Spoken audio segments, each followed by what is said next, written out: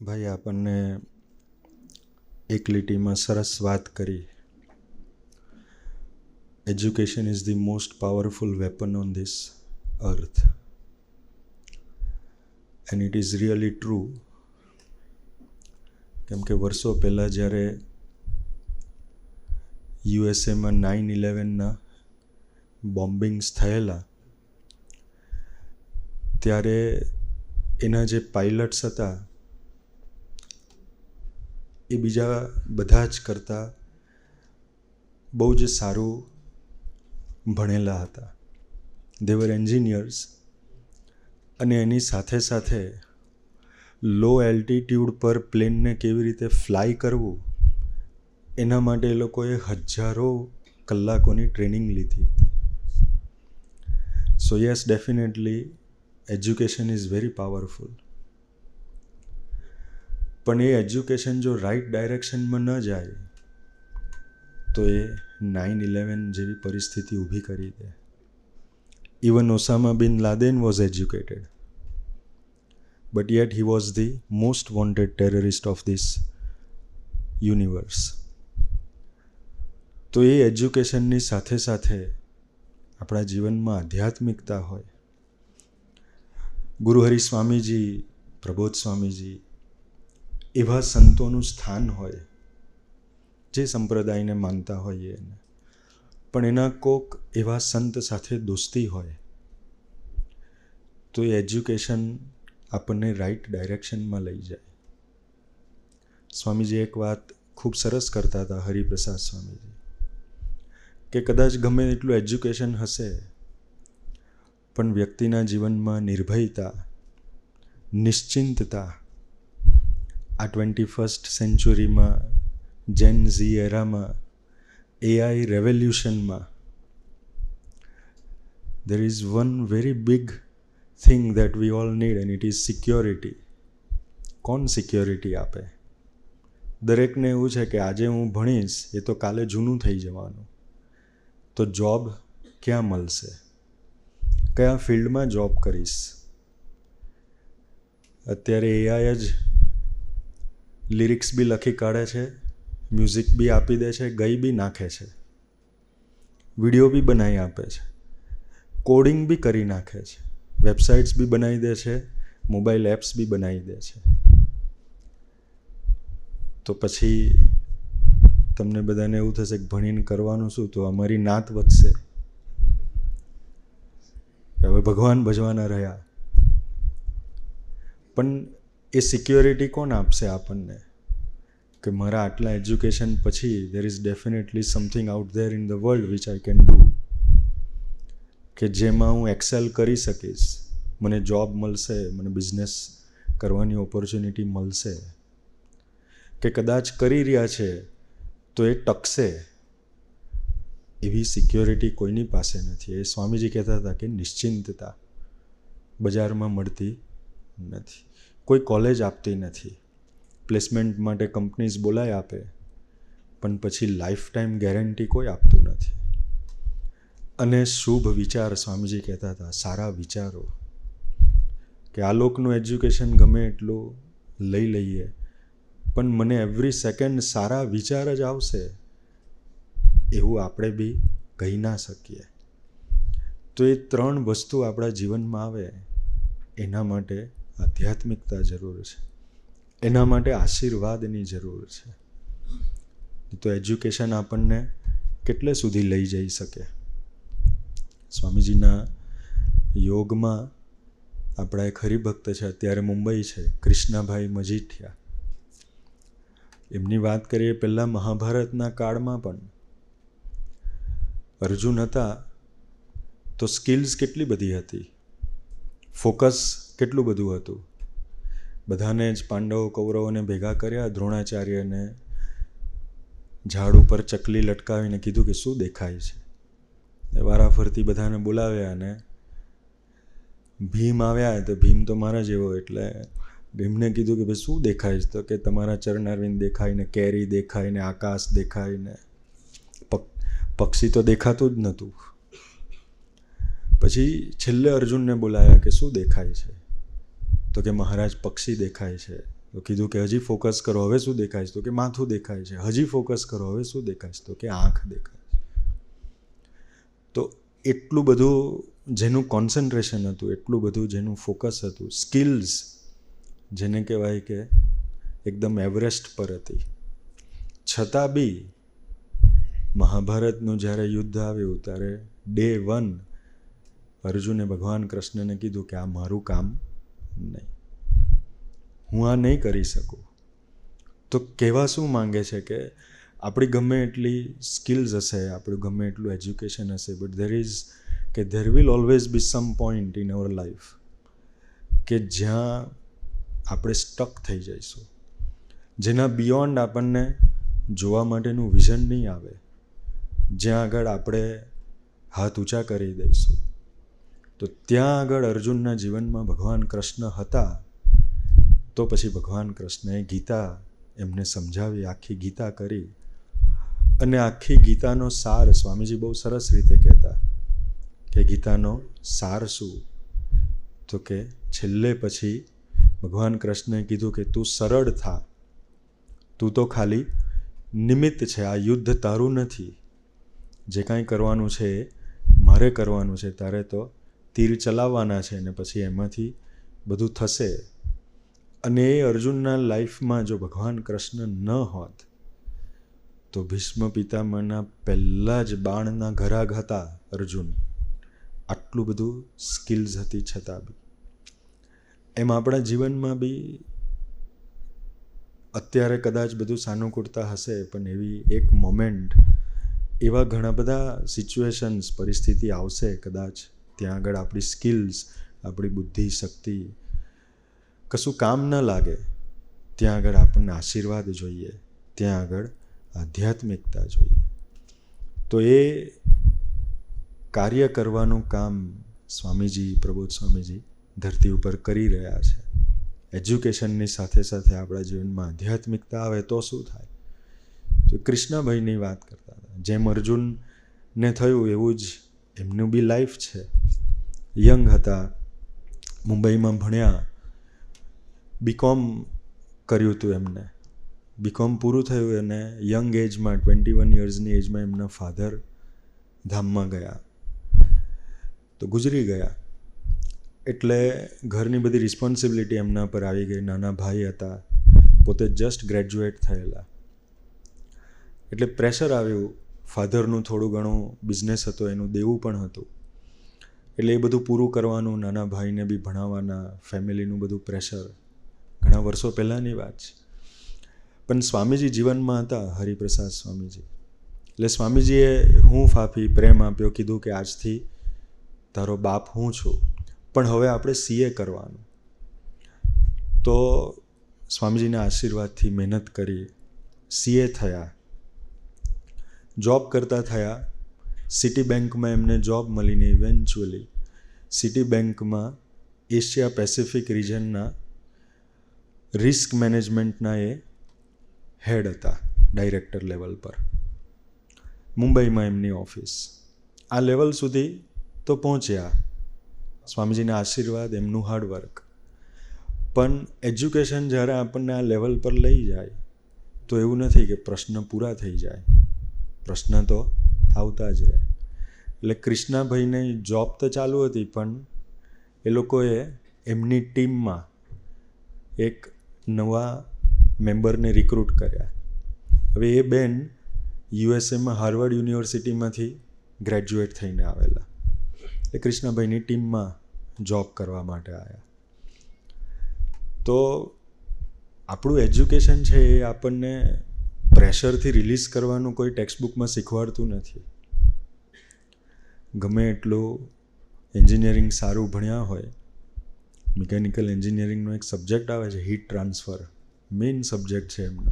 અમારા Guruprasad Swamiji mechanical engineer. પણ એ heat transfer ઓબ્જેક્ટ્સથી ઓબ્જેક્ટ્સમાં કેવી રીતે થાય એ શીખવાડે. આપણું હીટ ટ્રાન્સફરનું શું કરવાનું એ એમાં ન આવે. એ પછી સભામાં આવે, ગુરુહરિ પ્રબોધ સ્વામીજીની પરાવાણીમાં આવે, આશીર્વાદમાં આવે. એ આધ્યાત્મિકતામાં આવે કે ભાઈ આપણું હીટ થઈ જાય તો ટ્રાન્સફર ક્યાં કરવાનું. તો પ્રેશર આવ્યું. પછી કૃષ્ણાભાઈને કાંઈ એમના લેવલથી નીચે કરવાના હતા કે એમની પોઝિશનને કંઈ અફેક્ટ થવાનું તો એવું હતું નહીં. પણ જાતે પ્રેશર લઈ લીધું કે હવે આ હાર્વર્ડ ગ્રેજ્યુએટ છે, હું તો અહીંયાથી એક સામાન્ય CA થયેલો છું, તો હવે આ મને આઉટ પરફોર્મ કરશે, મારી પોઝિશન રિસ્ક ઉપર આવશે, એવા જાતે ને જાતે વિચાર કરતા થઈ ગયા. તો એ પોતાના જ વિચારોમાં એટલા બધા ગૂંચવાઈ ગયા કે જેના લઈને એની જોબ ઉપર હવે કોઈ એશિયા પેસિફિક રિજન એટલે એમના અંડરમાં 16 કન્ટ્રીઝ આવે, જેનું સિટી બેંક પર એ ડાયરેક્ટર તો એના ડિસિઝન્સ લેવાના, મિટિંગ્સ કરવાની, બધું કરવાનું. તો એવું નથી કે પ્રશ્ન આપણા જીવનમાં આવે છે, આવા લેવલના વ્યક્તિઓ એના જીવનમાં પણ આવે છે. સત્સંગી છે, અમરીશ ભક્ત છે, કાર્યકર્તા છે, આદર્શ, અત્યારે તો રિટાયર થઈ ગયા એમની પોઝિશન પરથી, પણ પ્રેશર આવતું હતું તો એના લીધે પરફોર્મ નહોતા કરી શકતા. અને એમના જે બોસીસ ને બધા ખરા એ યુકેમાં બેસે એટલે ત્યાંથી એમનો રિપોર્ટ લે. તો એમ બીજું કશું ફિઝિકલ કશું થતું નહોતું, પણ પોતાની રીતથી જ જે પ્રેશર લેતા હતા તો લગભગ 6 મહિના થયા. 6 મંથ્સમાં કોઈ સોલ્યુશન મળે નહીં અને એમની જ ડિગ્રીમાં પરફોર્મ ન કરી શકે, એમની જ પોઝિશન પર સારું પરફોર્મ ન કરી શકે. આવી પરિસ્થિતિ લાઈફમાં આવે તો કોણ હેલ્પ કરે? અને ડાયરેક્ટર લેવલના વ્યક્તિને કોણ ગાઈડન્સ પણ આપે? પણ ત્યાં આગળ આધ્યાત્મિકતા જોઈએ, ત્યાં આગળ સમર્થ ગુરુ જોઈએ. તો ત્યારે હરિપ્રસાદ સ્વામીજી હતા. સ્વામીજી ધરતી પર હતા એટલે સ્વામીજીએ પાસે ગયા, રહેવાયું નહીં એટલે પછી સ્વામીજી પાસે ગયા. એ સ્વામીજીને વાત કરી કે સ્વામીજી આવું થયું છે કે મારું જે ટીમ છે એની અંદર આ લોકોએ એક લેડીને હાયર કરી છે, એજમાં બી નાની છે મારા કરતાં, પણ એજ્યુકેશન સારી યુનિવર્સિટીમાંથી ને સારું છે, તો મને પોતાને એવું પ્રેશર લાગ્યા કરે છે કે મને આઉટ પરફોર્મ કરશે, જેને લઈને મારું પરફોર્મન્સ આવતું નથી ને હું આ વિચારમાંથી બહાર નીકળી શકતો નથી. તો પરફોર્મન્સ પર તકલીફ થાય છે, શું કરવું ખબર પડતી નથી. CA થયેલા વ્યક્તિને બી જીવનમાં પ્રશ્ન તો આવે, ડાયરેક્ટર લેવલના વ્યક્તિને બી લાઈફમાં પ્રશ્ન તો આવે. તો હવે સિટી બેંકમાં એ એક ડિસિઝન લે તો સિટી બેંકના લાખો કસ્ટમર્સ હાલી જાય, પણ અત્યારે એક વ્યક્તિના લીધે પોતે હાલી ગયેલા. તો એનું સમાધાન કોણ આપે? એ નિશ્ચિંતતા, સિક્યોરિટી, એમને ઇનસિક્યોરિટી હતી કે મારી જોબ જતી રહેશે, આ બેન સારું પરફોર્મ કરશે, મને કાઢશે આ લોકો, એવી ઇનસિક્યોરિટી બી હતી. પણ એ ઇનસિક્યોર પોઝિશનમાં આપણને સંત કામ લાગે. તો સ્વામીજીએ એમને સમાધાન આપ્યું. સ્વામીજી કે કૃષ્ણભાઈ વચનામૃત વાંચ્યું છે? તો ભગવાન સ્વામિનારાયણનું પરાવાણીનું પુસ્તક છે વચનામૃત, અલગ અલગ ચેપ્ટર્સ છે, 262 વચનામૃત છે. તો કે સ્વામીજી વાંચ્યું છે. સ્વામીજી કે પ્રથમનું 16 વાંચ્યું છે, એમાં વચનામૃત છે, એનું ટાઇટલ વિવેકનું વચનામૃત છે. તો કે હા સ્વામીજી વાંચ્યું છે. સ્વામીજીએ કીધું કે છેલ્લી લાઈન ભગવાન સ્વામિનારાયણની છેલ્લી લીટી એમાં કીધી છે ખબર છે? તો ભગવાન સ્વામિનારાયણની છેલ્લી લીટી, સવડા વિચારને ગ્રહણ કરવા, અવડાનો ત્યાગ કરવો. જે સારા વિચાર હોય એનું જ ગ્રહણ કરવાનું, અવડાને ત્યાગ કરવાનો. ખબર તો હોય કદાચ આપણને, પણ એ સવડાને એક્સેપ્ટ કરવાના અને ડિસાઈડ કરવાનું કે આ અવળો છે તો આને લાત મારો કે આને કાઢો, એ તાકાત, એ બળ અને એ શક્તિ સંત આપી શકે. એટલે એમને કીધું કે સ્વામીજી વાંચ્યું તો છે, સવડાને ગ્રહણ કરવાનો, અવળાને ત્યાગ કરવાનો, પણ એ થતું નથી. ત્યારે સ્વામીજી એમને કીધું કે આ એક વાક્યનો વિચાર કરી અને રોજ સ્વામિનારાયણ નામના મંત્રનું ભજન કરવાનું.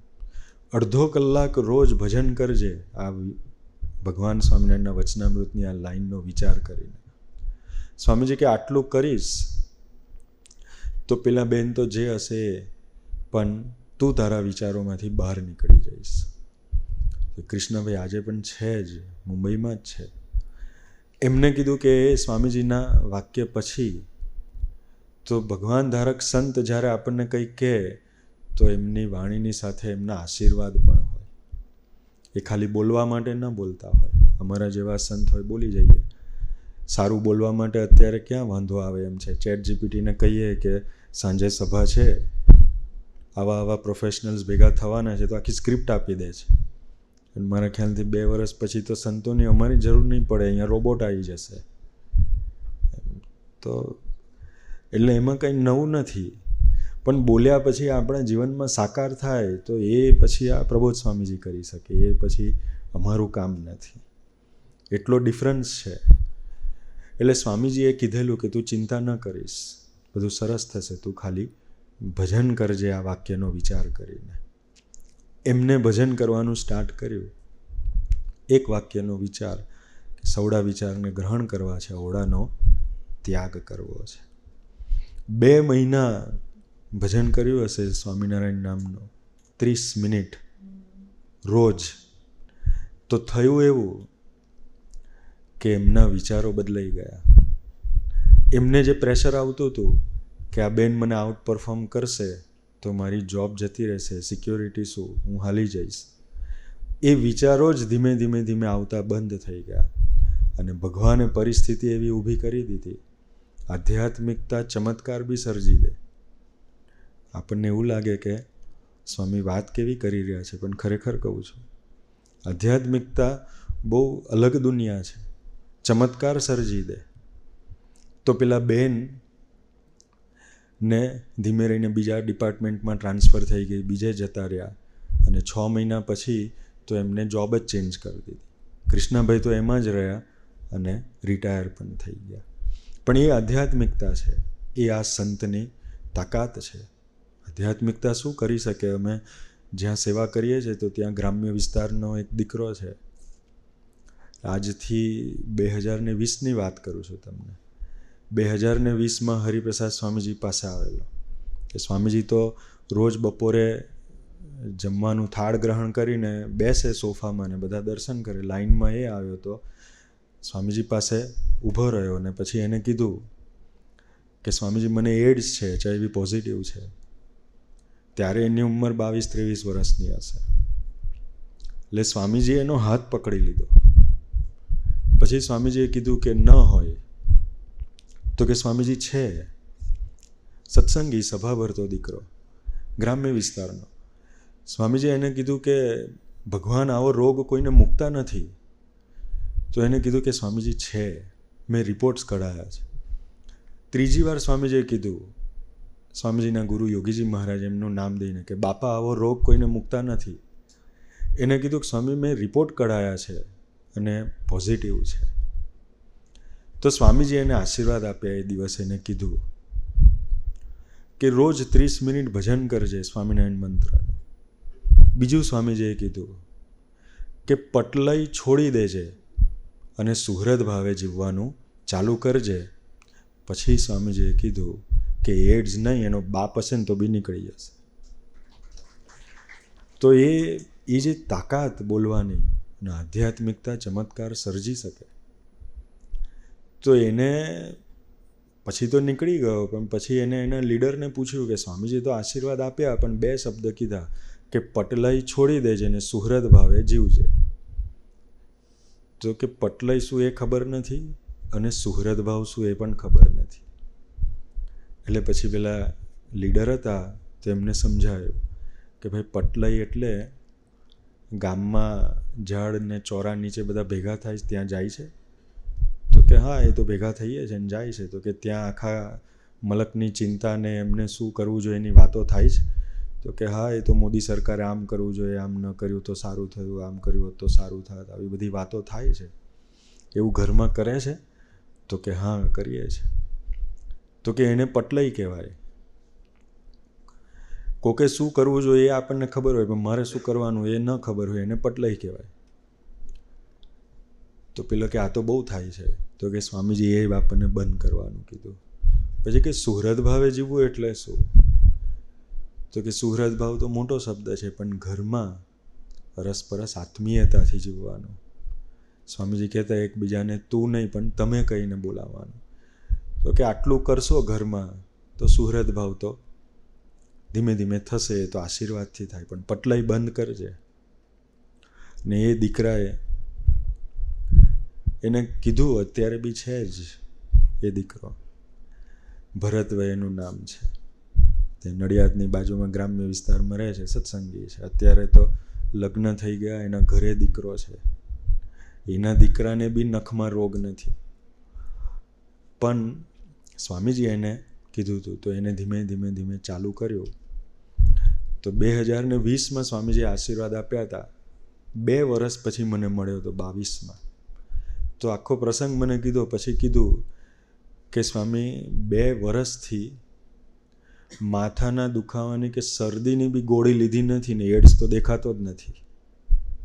તો એ કામ આશીર્વાદથી થાય. એવું કાર્ય આધ્યાત્મિકતા સર્જી શકે કે જેની કોઈ દવા શોધાઈ નથી. સ્વામીજી એમની પરાવાણીમાં કહેતા કે કેન્સર અને એડ્સ એ 2 પ્રારબ્ધના રોગ છે. પ્રારબ્ધના એટલે અત્યારે કશું કેટલાય હોય કે મારે કોઈ વ્યસન નથી ને કેન્સર આવ્યું, તો ભાઈ આ જન્મનું ના હોય, ગયા જન્મમાં આપણે કેવા પ્રારબ્ધ કર્યા છે એના ઉપરથી આવેલા એ બધા રોગો છે.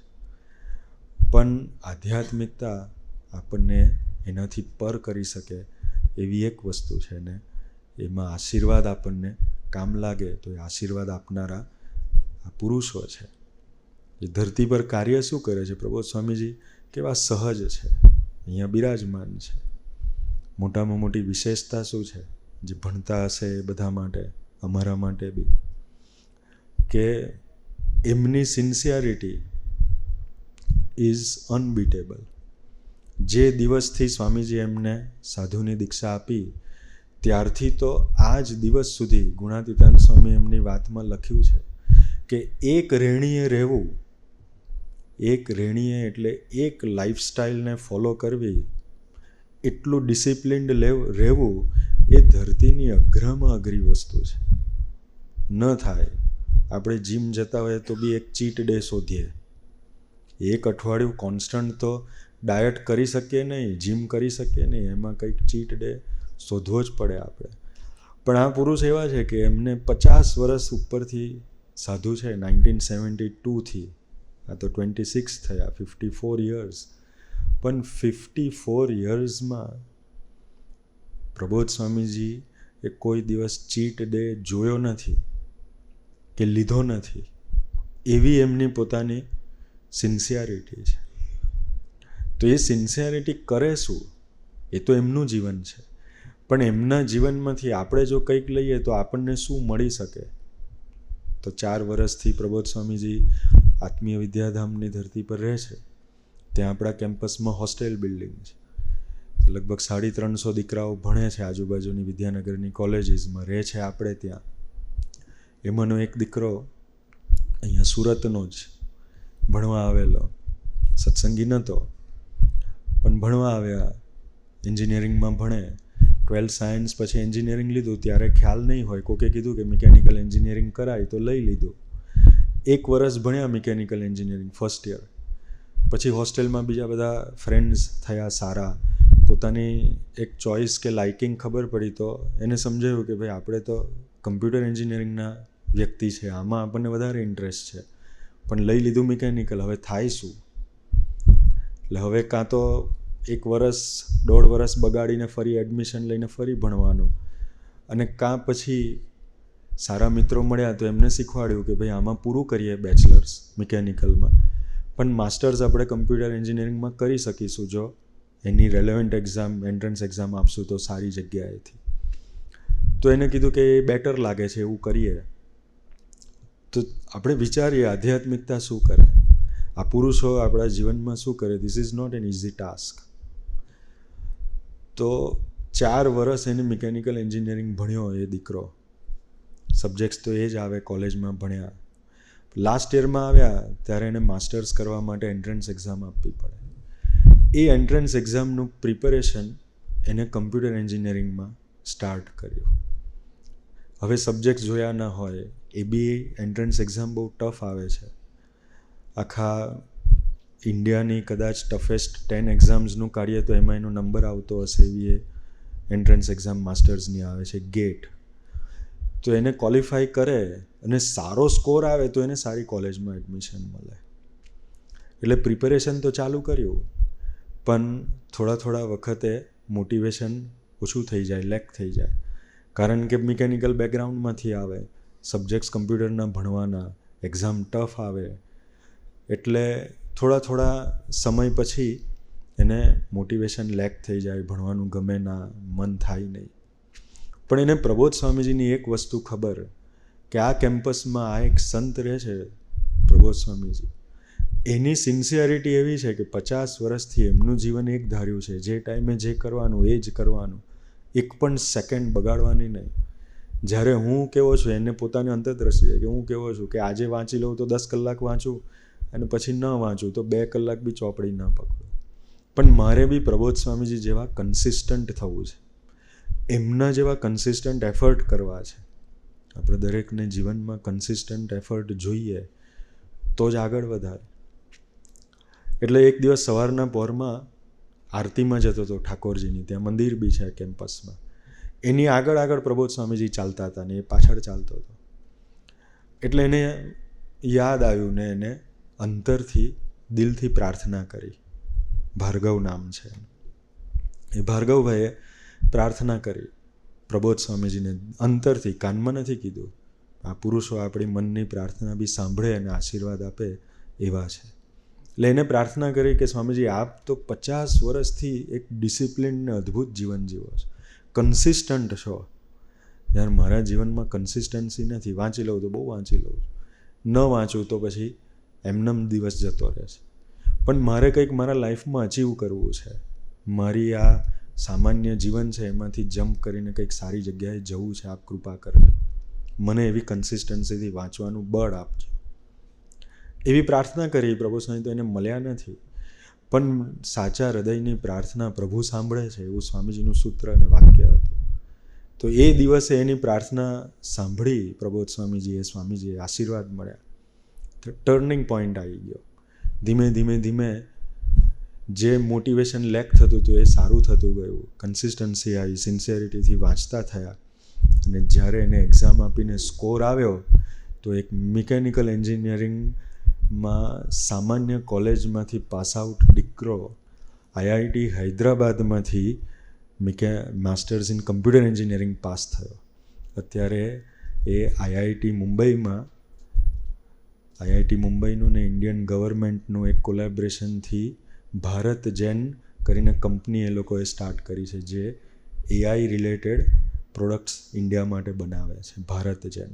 એમાં એ પોતે બહુ સારા પેકેજથી જોબ કરે છે.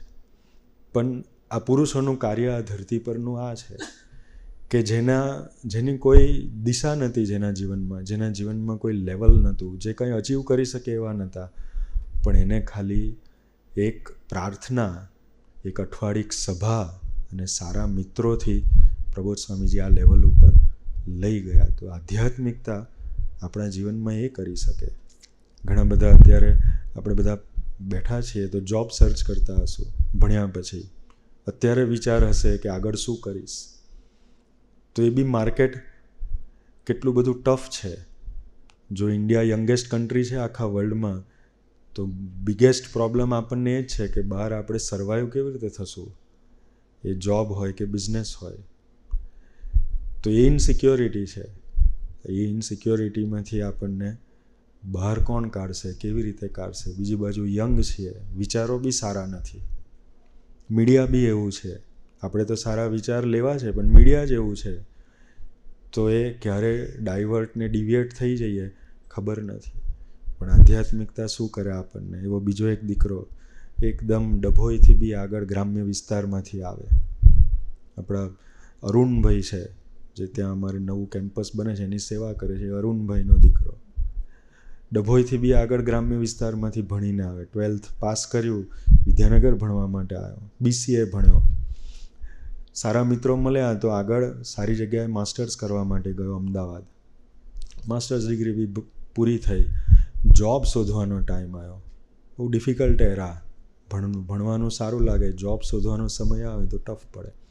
MSc IT તો થઈ ગયો ને સારી કોલેજમાંથી થયેલો, DIICTમાંથી, પણ જોબ શોધે તો છેક લાસ્ટ લેવલના રાઉન્ડ સુધી પહોંચી જાય પણ કન્વર્ટ ન થાય અને જોબ મળે ના. પછી આપણી મેજર તકલીફ ક્યારે આવે કે ક્લાસના બધાને મળી જાય ને પછી આપણે 2-4 જ બાકી રહ્યા હોય ત્યારે પછી પ્રેશર બહુ હાઈ લાગે.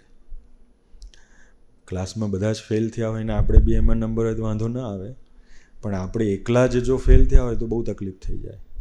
એટલે જ્યારે બધાને જ મળતી હોય ને પછી ન મળે તો આપણે વી સ્ટાર્ટ સેલ્ફ ડાઉટિંગ કે ભાઈ હું આમાં ચાલુ એમ જ નથી, કે મારામાં કંઈક ઓછું છે. હવે હોય બધું, પણ એવા નેગેટિવ થોટ્સ આવી ગયા કે હવે આપણે નહીં ચાલીએ કોઈ જગ્યાએ.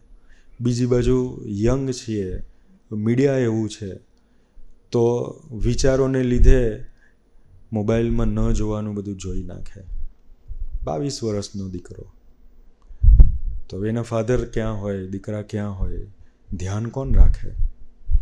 કોને ખબર છે કે પેરેન્ટ્સને કે ભાઈ દીકરાઓ શું કરે છે, ક્યાં છે? આપણને તો એવું જ છે કે ભાઈ જ્યાં છે ત્યાં સરસ છે, પણ સરસમાં ક્યાં કરી નાખે છે શું ખબર નથી. પણ સભા ભરતા હતા, સંતો સાથે દોસ્તી હતી, પ્રબોધ સ્વામીજી જીવનમાં હતા, તો આ પુરુષો આપણી રક્ષા ક્યાં કરે?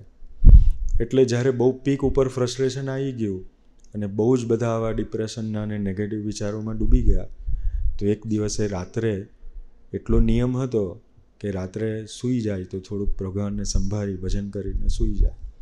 સૂઈ ગયા. પ્રબોધ સ્વામીજીએ રાત્રે સ્વપ્નમાં દર્શન આપ્યા. દર્શન આપે એમાં પ્રબોધ સ્વામીનું રૂટીન છે, રોજ રાત્રે વોકિંગ કરે, તો એને દર્શન થયા કે પ્રબોધ સ્વામીજી વોકિંગ કરે છે ને એ દીકરો ઊભો છે.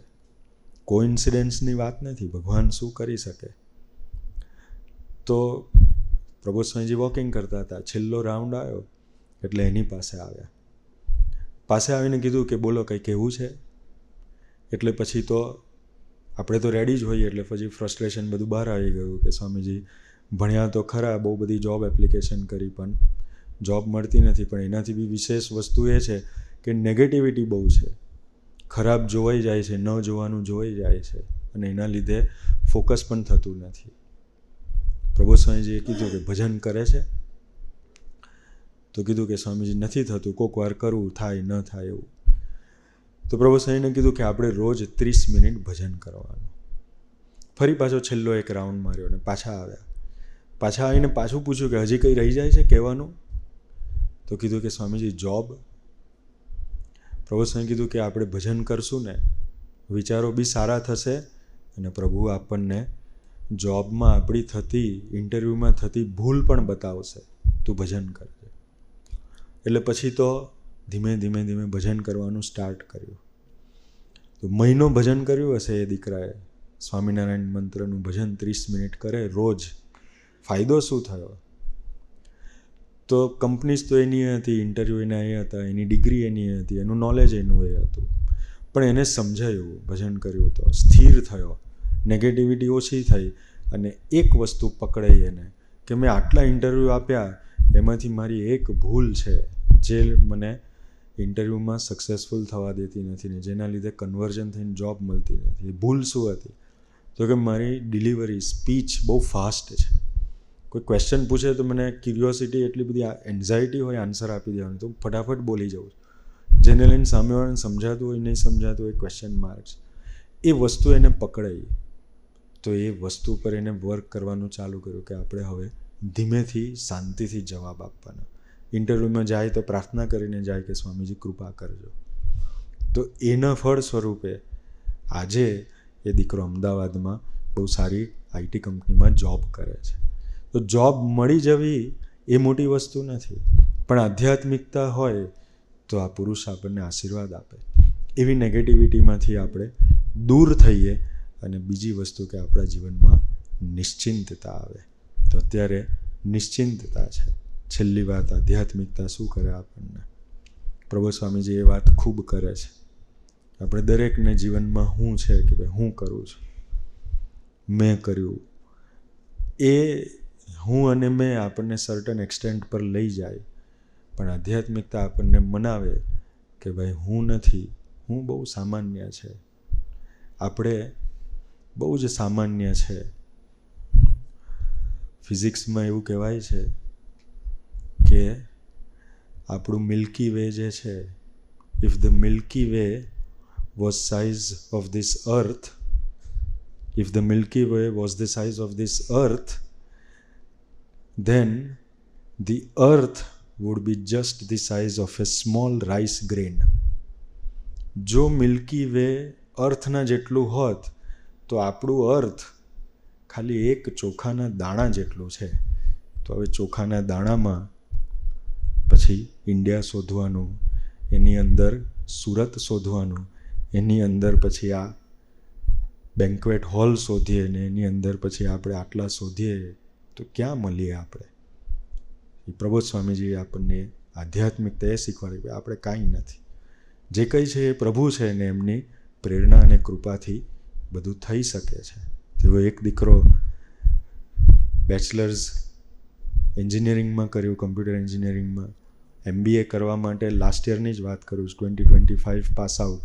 આપણે ત્યાં રહેતો હતો, સત્સંગી દીકરો, ભાવનગરનો. ભણવા માટે સિમ્બાયોસિસમાં ગયો, MBA કરવા માટે. બહુ સારી કોલેજ, MBA કરવું હોય એના માટે, વર્ષો જૂની ફેમસ કોલેજ. કોલેજમાં એડમિશન તો લઈ લેવાય, પણ જીવનના પ્રશ્નો આવે તો આધ્યાત્મિકતા શું કરે કે આવી સમજણ હોય તો આપણને આપણા પ્રશ્નો હિમાલય જેવા પ્રશ્ન આપણને રહી જેવા લાગે જો આધ્યાત્મિકતા હોય તો. એટલે એક વર્ષ પૂરું થવા આવેલું, હમણાં એક વર્ષ પૂરું થયું, પણ સમર ઇન્ટર્નશીપ કરવાની હોય એ લોકોને. એટલે ડિસેમ્બર મહિનાથી શોધે સમર ઇન્ટર્નશિપ્સ માટે. બહુ જ બધી જગ્યાએ ઇન્ટરવ્યૂ આપે તો ક્લિયર ન થાય. એટલે જ્યારે બી ઇન્ટરવ્યૂ આપે તો મને ફોન કરે કે સ્વામી કાલે ઇન્ટરવ્યૂ છે તો તમે પ્રાર્થના કરજો. તો આપણે તો શું કહીએ કે હા ભાઈ પ્રાર્થના કરશું, તમે બી ભગવાનને સંભાળીને જજો. પણ પછી નેક્સ્ટ ડે ફોન આવે કે સ્વામીજી નહીં ક્લિયર થયું. એવી રીતે 22 જગ્યાએ ઇન્ટરવ્યૂ આપ્યા સારી સારી કંપનીઝમાં ઇન્ટર્નશીપ માટે, પણ ક્લિયર ન થાય લાસ્ટ રાઉન્ડ સુધી.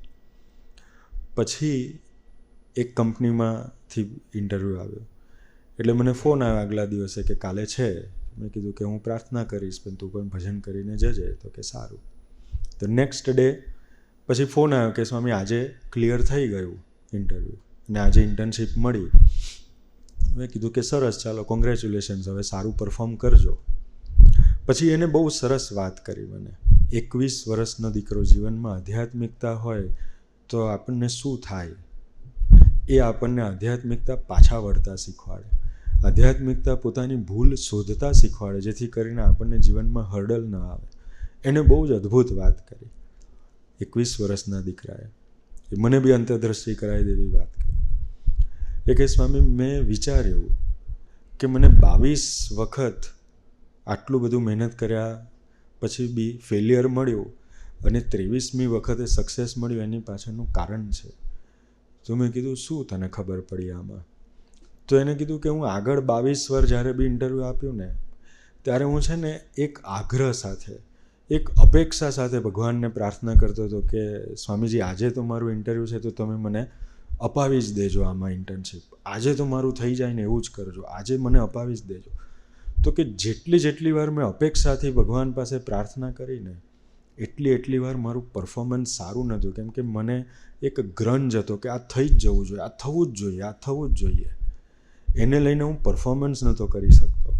પણ કે જ્યારે આ લાસ્ટ ઇન્ટરવ્યૂ આપ્યું ને છેલ્લું 23મું, ત્યારે કે મેં સવારથી પૂજામાં ઠાકોરજીને અને પ્રબોધ સ્વામીજીને પ્રાર્થના કરી કે સ્વામીજી જોબ કે ઇન્ટર્નશીપ મને એડમિશન અપાવનાર જ તમે છો, કે હું તો અહીંયાને લાયક નહોતો. તો કે એડમિશન અપાવનાર તમે છો તો ઇન્ટર્નશીપ બી તમે અપાવશો, પણ હું આગ્રહ કે અપેક્ષા ન રાખું. હું મારે જે પરફોર્મ કરવાનું છે ને એ સારું પરફોર્મ કરી શકું. રિઝલ્ટની ચિંતા મારે નથી કરવી, રિઝલ્ટ તમે જે આપો તે. તો કે 22 વખત મેં રિઝલ્ટની અપેક્ષાથી પ્રાર્થના કરી હતી તો પરફોર્મન્સ સારું નહોતું, પણ 23મી વખત મેં રિઝલ્ટની અપેક્ષા વગર નિરપેક્ષ ભાવે તમારે જે કરવું એ કરજો એમ કરીને ઇન્ટરવ્યૂ આપ્યું તો એટલું સારું પરફોર્મન્સ થયું કે મને એ લોકોએ સિલેક્ટ કરી લીધો. અત્યારે એ દીકરો ગાંધીનગરમાં ઇન્ટર્નશીપ કરે છે, સમર ઇન્ટર્નશીપ. તો એ આધ્યાત્મિકતા આપણને આવા પુરુષ હોય તો ગીતાનું તો વાક્ય છે ભગવાન કૃષ્ણનું કે આપણે કર્મ કરવું, ફળની અપેક્ષા રાખવી નહીં. પણ એ જીવનમાં ઉતરે કેવી રીતે વાક્ય તો દરેકને ખબર છે. ત્યાં આગળ પ્રબોધ સ્વામીજી જેવા સંતના આશીર્વાદ જોઈએ, તો 21 વર્ષના દીકરાને એ વસ્તુની સમજણ આવી. એ કાર્ય ગુરુહરિ પ્રબોધ સ્વામીજી કરી રહ્યા છે. આજે આપણી વચ્ચે પધાર્યા છે. એવા અદ્ભુત પુરુષ છે. ખૂબ સહજ છે, પણ ખૂબ ઊંડાણ છે. આધ્યાત્મિક ઊંચાઈની શિખરે બેઠા એવા પુરુષ આપણને મળ્યા છે, અહીંયા દર્શન આપવા આવ્યા છે. આ સુરતની ધરતી ઉપર પૂજ્ય સર્વમંગલ સ્વામી છે, તો એ પણ અદ્ભુત સેવા કરી રહ્યા છે. પોતે CA છે, પણ છતાં બી એક નિર્માની સાધુ છે. તો જ્ઞાન હોવું ને નિર્માની રહેવું બહુ અઘરી વસ્તુ છે, પણ એવા નિર્માની સંત છે. તો એમના સાથે પણ દોસ્તી રાખીએ. ગુરુહરિ પ્રબોધ સ્વામીજી આપણને આશીર્વાદ આપવા પધાર્યા છે. એમના ચરણે પ્રાર્થના કરીએ કે અમે જે બી કંઈ ફિલ્ડમાં છીએ, પણ એ પ્રોફેશનલ ફિલ્ડમાં આધ્યાત્મિકતા સાથે સાથે અમારા જીવનમાં આવે. આપ જેવા સંતના આશીર્વાદ અમને મળે, જેથી કરીને અમારું જીવન પણ તન, મન, ધન અને આત્માથી સુખી થાય. એવા બુદ્ધિયોગ, બળ, શક્તિ ગુરુહરિ આપણને સૌને આપે. એ જ એમના ચરણે પ્રાર્થના. સજાન સ્વામી મહારાજ.